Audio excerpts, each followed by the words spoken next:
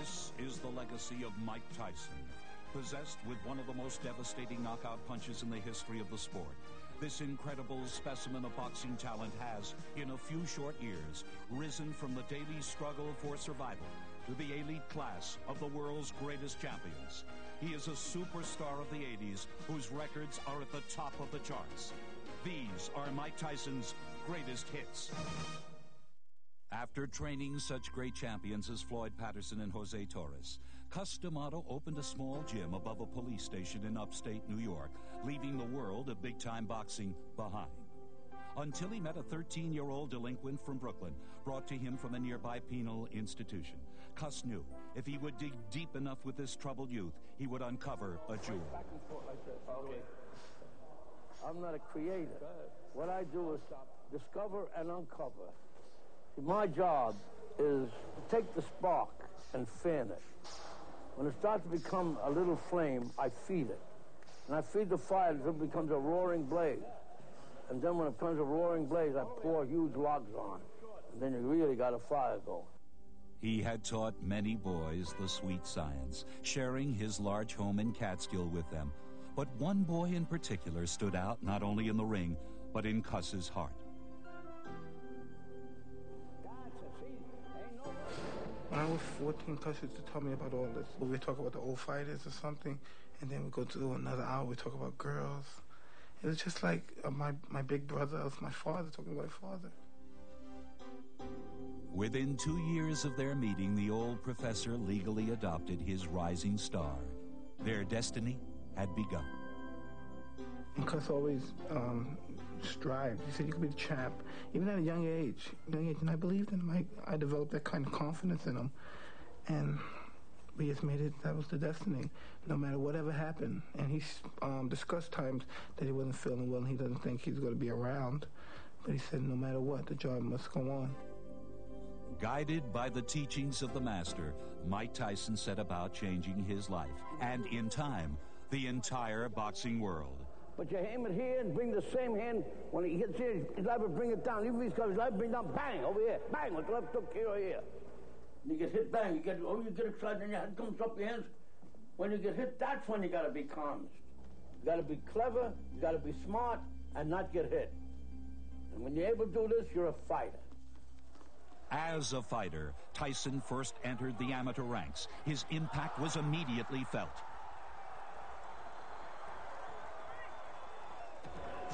After a successful amateur career, Mike Tyson now stepped into the ring as a professional. It was a new game for the 18-year-old. He would be up against stronger, more mature competition. But he had trained for this moment, and he had learned his lessons well.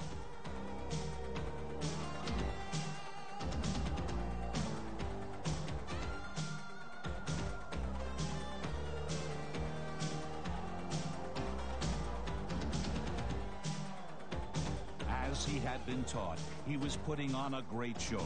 But as his reputation grew, so did his impatience for bigger stakes. The results were now all too familiar to the men who faced him.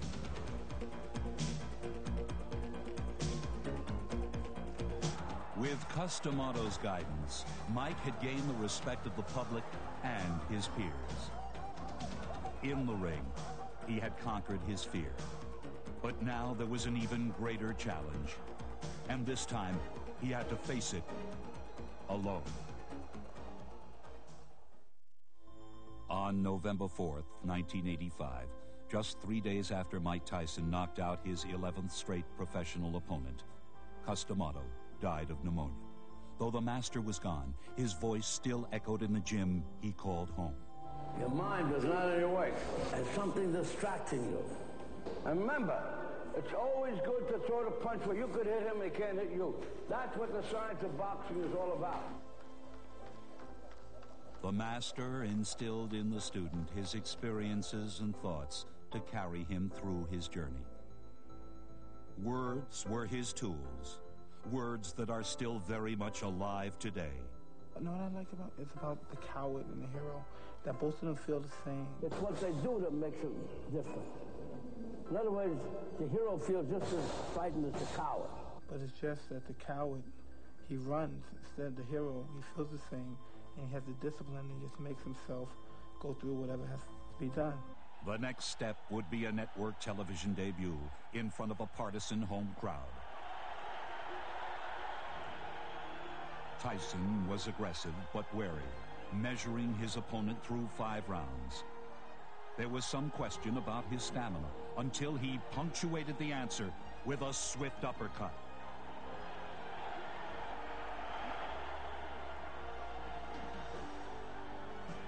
Ferguson barely held on until disqualified for staying too often in the clinch. Mike Tyson had staged an impressive first effort for a rapidly growing number of fans. Nationally recognized as a legitimate title contender, this gladiator proudly displayed his trademark: black trunks, no socks, no robe. Now he would meet boxing's best, fighters with broad experience who knew how to neutralize his attack. Tyson worked with his other skills, patiently waiting for his moment.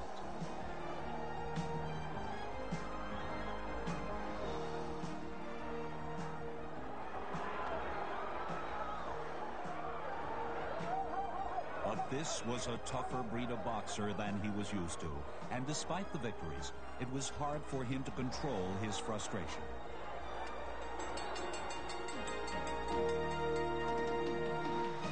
Now, when he entered the ring, his opponents already had the book on Mike Tyson.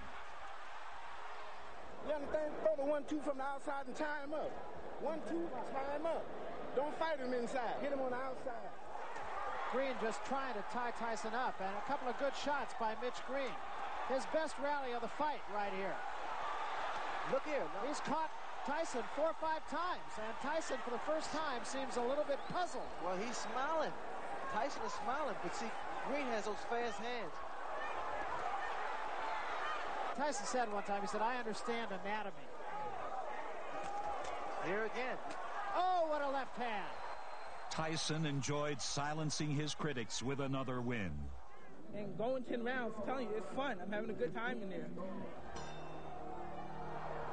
And the fun continued, but not for the men who chose to step into the ring with Mike Tyson.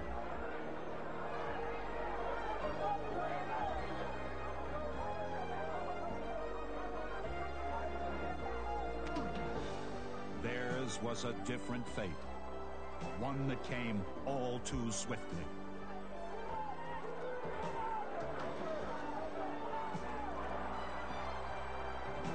Once again, the look of a devastating knockout puncher returned.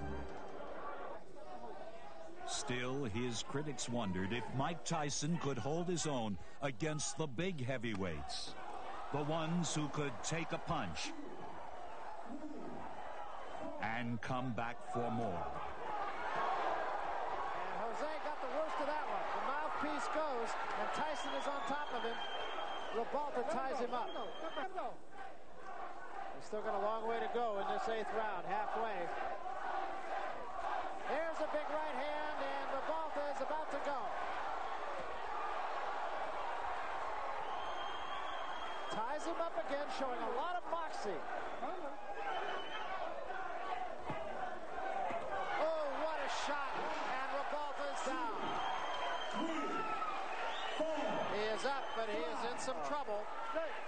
Oh, he's seriously hurt this time, though. Hey, how you doing? You want to continue? Yeah, okay. Oh. So if you want to continue, he said, yeah, hell yeah. That's a fighter. And that's it. With another knockout in his next fight, he had completed all the lessons. Mike Tyson was ready to graduate. This is the main event of the night. 12 rounds of boxing for the WBC Championship of the World. At age 20 years, 4 months, and 22 days, Mike Tyson could, with this win, become the youngest heavyweight champion ever, surpassing the record of Floyd Patterson. The key in this fight for Tyson is to be patiently aggressive, not to fling himself into clinches as he has done. The key for Berbick, in my judgment, is to hold him off and smother Tyson and hope for a long fight that wears him out. Then he can be in the hunt. Well, I feel it's imperative for both fighters to keep those hands high. Both wearing black, Berbick with the high black stockings. Left hook, Tyson. What Berbick's trying to do, he's trying to overpower Mike Tyson. And he's abandoning doing what he normally does best, and that is to use his whole body, to use those broad shoulders.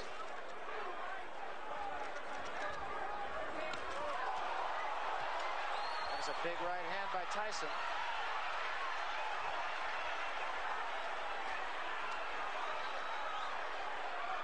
This crowd is right into this fight, right at the bell.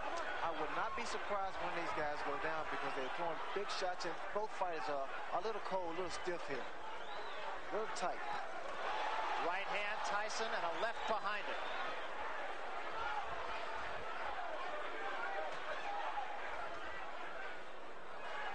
Berbick, as he told us he would, trying to go to the uppercut, so far ineffectively.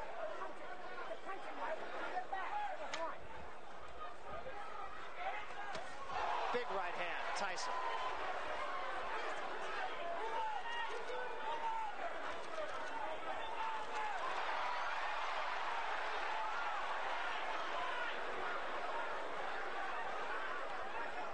Tyson has to be patient, as Larry stated, because he's fighting a guy that's been in the ring with top caliber fighters. So he knows how to get a breather and get that second wind going. Another big left hook by Tyson. I mentioned this earlier, but Tyson's punches even sound different than most heavyweights.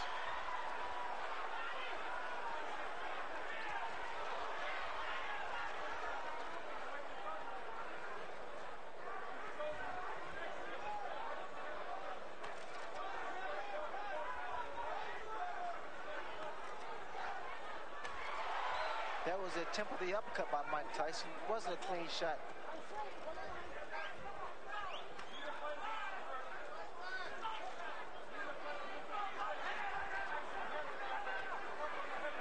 Trevor appears to be trying to keep Tyson backing up, making him fight his fight.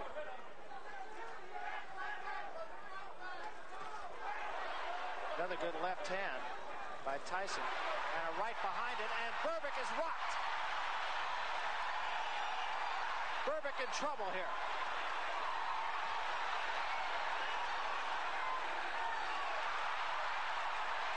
Berbick just trying to get through the round. He's hurt, no question.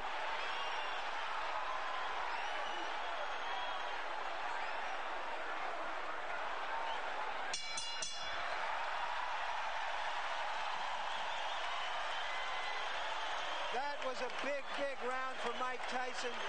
Not only because he showed he had faster hands and beat Berbick to the punch, but because he did show the patient aggressiveness that we talked about earlier. We have to remember that Trevor Berbick has never been hit by punches as hard as he's being hit in this fight. And you'd never know how a man is going to respond to that. Look to place the body shot first, then the head. Wait around. Tyson is everything that people could have hoped for in that round. Trevor Berbick, we should point out, has been down twice. There's another big shot by Tyson. Berbick in a heap of trouble. Down he goes. Punches are coming in such a succession that Berbick can't deal with them. They're short, powerful, devastating punches.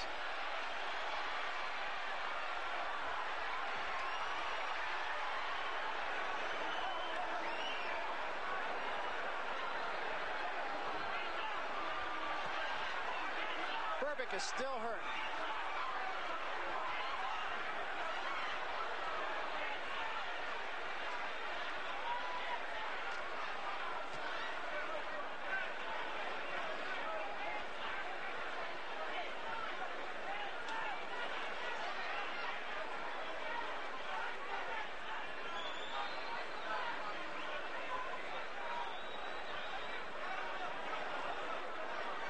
Trevor Berbick still seems to be not on solid legs at all here, Ray.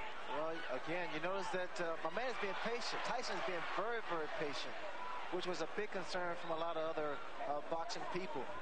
He's being patient against a guy that has a great deal of experience.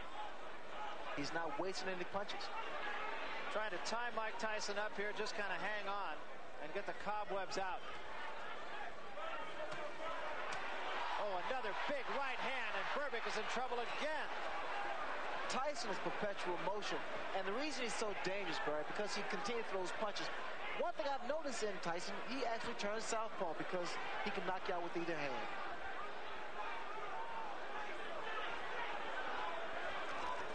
He has good leverage because he keeps his balance.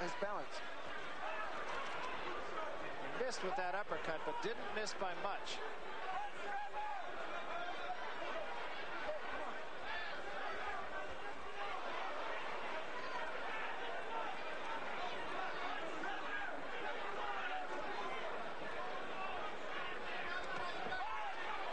That was a right to the body and an uppercut to the head, and Berbick is down.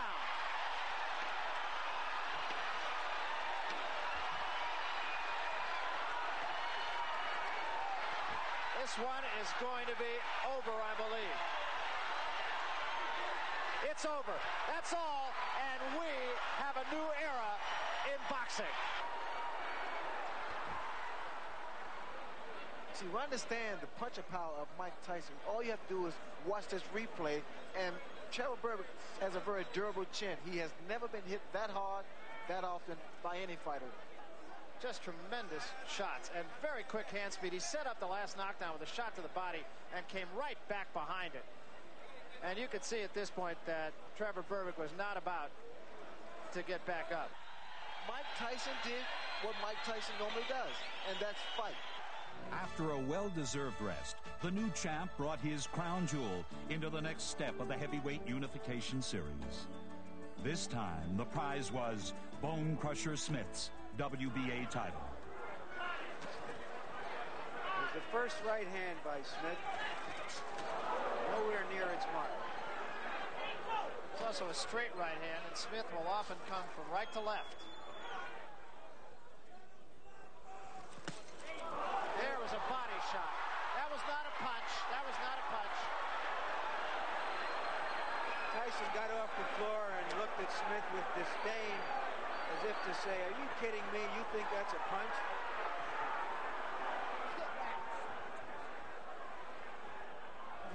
Maybe his game plan, well, he thinks you're going to get tired, maybe. Just show him that you ain't going to get tired. You understand? Spit it out. Tyson is trying everything he can to try to get in one good punch.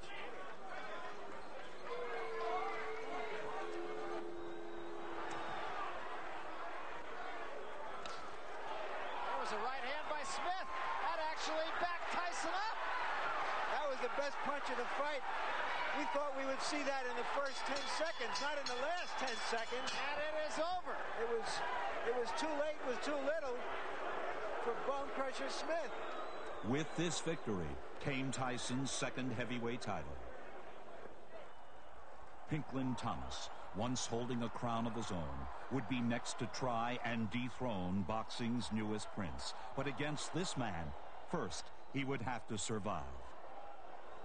Will self-preservation kick in for Thomas, or will he come out trying to win this fight?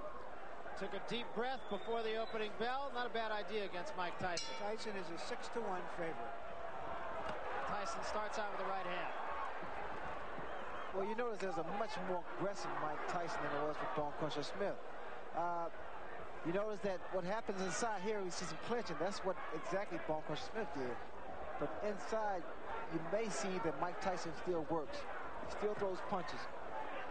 He's not giving Thomas a chance to unload that jab. What Angelo Dundee wants Pinklin Thomas to do is give him angles. Don't stand directly in front of Mike Tyson, because you see here, Mike can throw punches from either angle and with a lot of power.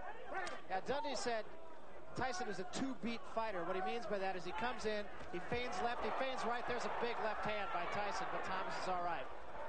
You know why Tyson's able to nail so many guys is because he doesn't throw one or two punches. He throws a series of combinations, and one of those punches is going to land. The left hook there. Beautiful left hook. He has just not let Thomas uncork the jab. He's on top of him before Thomas can let the jab go.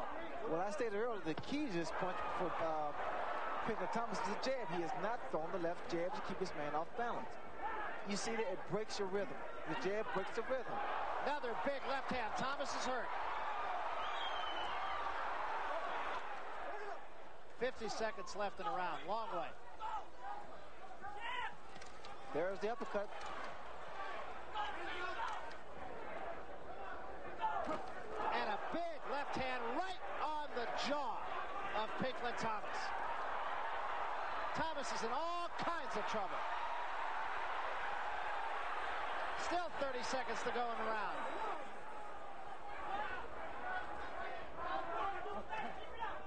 You see that jab? You see, again, it keeps him off balance. And now makes him reach. It's also starting to go side to side pretty well, too. That jab, as long as you use it consistently, will keep anyone off balance.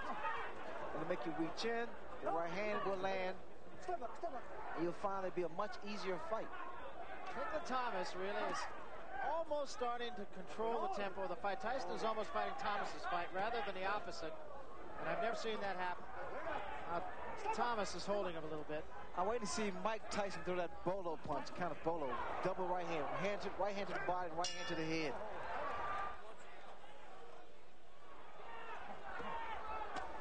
And a left hand, and that staggered Thomas. And a right hand behind it. Thomas in trouble again. And now Tyson moves in for the kill. 2 uppercuts and a left hand. Thomas trying to hold on. Serious trouble. And down he goes. 4, 5, 6, 7, 8, 9. It's over. It is over. Thomas did not make it by the count of 10. You heard in the corner before that round, Kevin Rooney saying, start throwing punches with mean intentions. In effect, he was saying, can those jabs I've been telling you to throw for the first 5 rounds and start throwing some real punches. This convincing victory led to the culmination of the 18-month-long series to determine the undisputed heavyweight champion of the world. In the final event, Tony Tucker matched his IBF crown against Tyson's WBA, WBC titles. I was expecting Mike Tyson to jump right on Tony Tucker. Tucker, I had figured that he should at least tie his man up, try to frustrate Mike Tyson. But is he strong enough to do that? Well, that was a good right hand by Tucker. That might have been the best shot that Mike Tyson has ever taken right there. Did you notice that uppercut blocked Mike Tyson? This man, Tucker, may have found out a weakness. He may have seen something. Technically speaking, no one gave Tucker a chance. But there are miracles here. The last time Tony Tucker lost a fight was in 1978. You know, a lot of times people say, well, what do you see in Mike Tyson? And we always felt that he was susceptible to take jabs. But I think what Tucker saw in Tyson was the uppercut. He was susceptible to the uppercut because of his style, the way he launches in. That was one of the few times I have ever seen Mike Tyson stopped by a punch. Again, a right hand, but he took a right from Tyson. And another big right by Mike Tyson. Did a very good first round for both men, and particularly for Tucker. A great left hand at the bell by Tyson. Crowd booing the tactics of Tony Tucker, but I'm not sure. You don't disagree with those I don't tactics. disagree at all because Tony's been tying his man up. There was a good right hand by Tucker again. But they're uppercuts, Barry. You notice they're uppercuts. Again, he's tying his man up. Frustration should show the face of Mike Tyson. But through the middle rounds, the attack faded, and Tyson's time had come. There was a big left hand. Tucker says, no, I'm all right. I'm all right.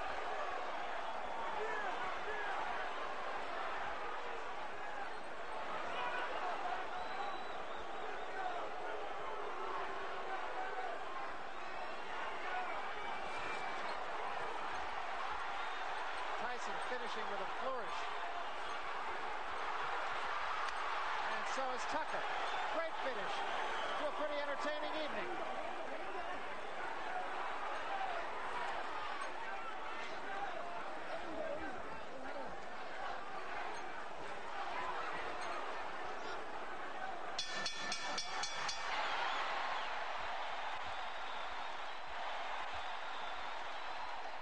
now with 3 championship belts. The first undisputed heavyweight champion since Leon Spinks beat Muhammad Ali.